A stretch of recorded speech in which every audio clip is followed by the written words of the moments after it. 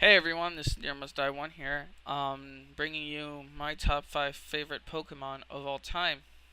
Now to start it off with number 5 is Ferrothorn. Ferrothorn I find is the most interesting from the Black and White series of games, and I feel has the most possibilities of tanking because it has very good defense and very good special defense. And even though it cannot really take fire, um, I think it could take one or two hits if you set it up right.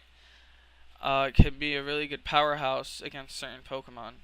Now for Gen 4, which is a really bad generation, and I find it the least memorable, sad to say, is Luxray. It's a really early Pokemon that you get as a Shinx, and is a very good electric type, and I think it's the only good electric type Pokemon besides Electrode in my opinion, but that's just me, and I have really nothing to say about it because it's Gen 4. Gen 3, now my favorite Pokemon from Gen 3 is Salamence. Salamence, I find, is one of my favorite Dragon type Pokemon. It's a really good powerhouse, and compared to all the other Gen 3 Pokemon, they don't stack up as well. Salamence just has a good attack, and especially now since it has its Moxie ability, can become a really strong powerhouse with Outrage and Dragon Rush. Especially, my favorite move to use, Attract.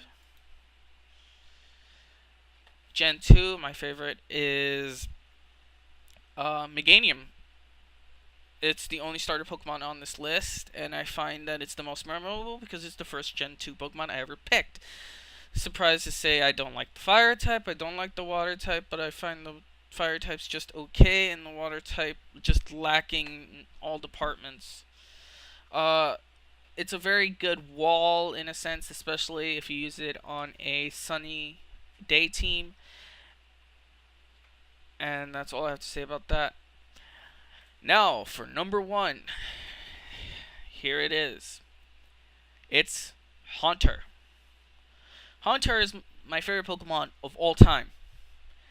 And I know it has evolution Gengar, but the reason I find Haunter a lot memorable is because Haunter was the first Pokemon I ever got to level 100, and that's because I used 4 moves on it that just ultimately raped everything in the game, which was Thunder, Hypnosis, Dream Eater, and Giga Drain. Back then, it could learn these 4 moves, if I remember correctly, but it has never been able so far to learn Thunder.